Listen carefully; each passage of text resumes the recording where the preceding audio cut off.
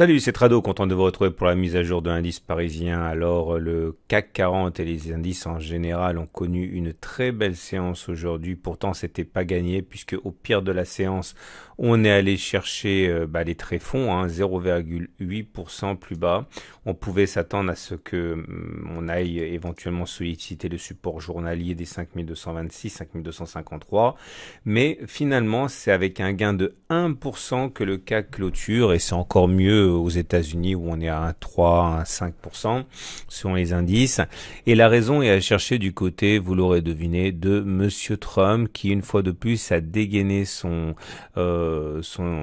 outil de communication préféré et a tweeté qu'il repoussait finalement la mise en application des nouvelles taxes sur les produits pas encore surtaxés en provenance de Chine, et ça n'aura donc pas lieu en septembre, 1er septembre comme prévu, mais plus tard.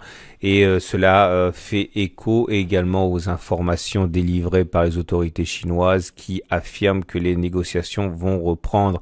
Donc voilà, c'était la parenthèse fondamentale, les news économiques, comme quoi il n'y a pas que de l'analyse purement technique ou chartiste. Il faut avouer que lorsque l'on a une information comme ça, le marché ne peut pas faire autre chose que de saluer. Et on termine donc avec une belle bougie verte comme ça, dont on reparlera un petit peu plus tard. Alors, fondamentalement, la donne n'a pas changé. On est toujours en apesanteur entre une résistance journalière ici à 5465 et un support à 5226.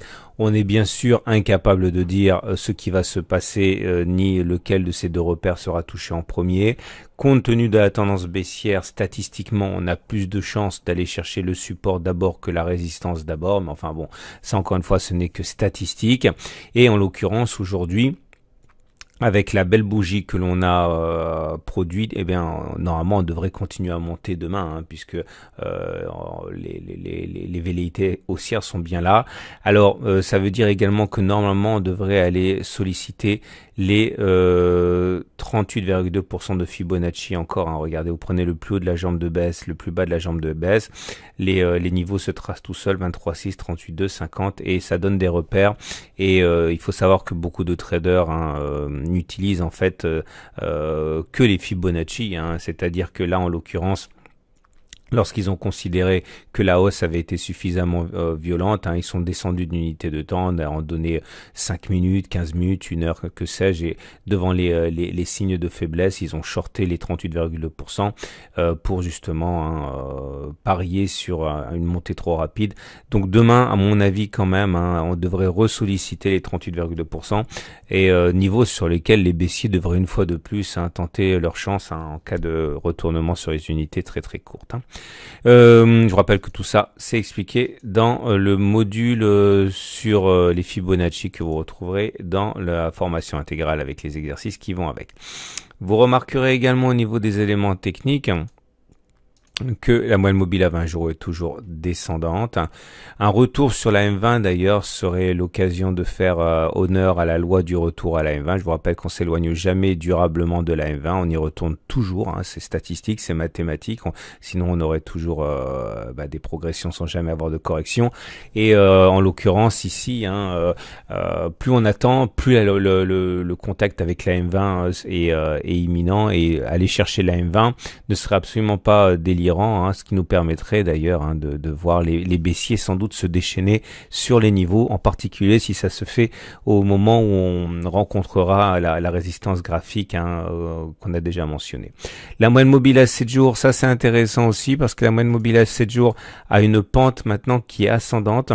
Ça veut dire qu'elle avait du mal à jouer son rôle de support parce qu'elle était descendante. Maintenant qu'elle est ascendante, il y a des traders qui vont jouer cette tendance de très court terme haussière en rachetant au contact de la M7, ce sont des choses qui se font. Bon, clairement, lorsqu'on sera sur la M7 ou en dessous, ils achèteront. Si sur les unités très courtes, ça rebondit et ils parieront sur un rebond au-dessus de la M7. Vous avez également les Bollinger. Alors les Bollinger, ça c'est un petit peu plus grave, j'ai envie de dire. Vous voyez, elles se sont mises en parallèle baissière. comme là elles se sont mises en parallèle haussière, bon, c'est un indicateur quand même assez retardé, hein, mais ça montre que la donne n'a pas fondamentalement changé. On est toujours dans une situation assez délicate pour les haussiers et je n'abandonne absolument pas, hein, pour l'instant, l'idée d'aller toucher le support hebdomadaire à terme des 5145, 5168. Regardez les indicateurs techniques.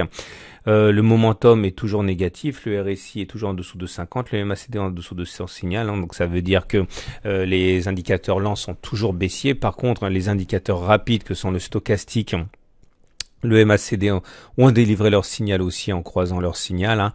Je vous rappelle que le but du jeu, c'est de retourner les indicateurs lents avant que un nouveau cycle baissier s'engage pour les indicateurs rapides. Et on va dire que c'est un petit peu la dernière chance, j'ai l'impression, hein, pour retourner les indicateurs lents. On enchaîne avec l'Ichimoku comme d'habitude. Alors l'Ichimoku, je suis très content de l'Ichimoku parce qu'il nous sert bien en ce moment. Pas tant au niveau de la tendance de moyen terme puisqu'on est toujours en tendance neutre, hein. Je vous rappelle que la SSB est plate. Par contre, on avait tout un ensemble d'éléments qu'on avait déjà fait signaler, de nombreuses fois, hein, au niveau de l'Ichimoku. Twist, SSB, plat de SSB, plat de SSA, replat de SSB, retwist, tout ça, ça constitue en fait des difficultés, hein, et comme je l'ai déjà expliqué à plusieurs reprises, c'est une zone de résistance et regardez comme une fois de plus, malgré la belle séance de lundi, hein, de mardi, on a quand même une fois de plus eu affaire avec cette résistance, ce qui explique les difficultés passagères. Donc voilà, sachez que les traders Ichimoku s'en donnent à cœur joie les baissiers, hein, sur cette zone, hein. Voilà, à titre personnel, vous l'aurez compris, j'attends pour intervenir en swing, soit que l'on aille chercher ma résistance horizontale, soit qu'on aille chercher mon support horizontal. Entre les deux, hein, vous l'avez compris, c'est assez aléatoire, hein, on est ballotté. Voilà, je vous souhaite une excellente journée, je vous invite à regarder à la fin de la vidéo l'analyse technique de l'or, de l'argent, l'analyse technique de moyen terme, et je vous rappelle que sur le blog, vous retrouverez les analyses actions. Voilà, à demain pour la mise à jour.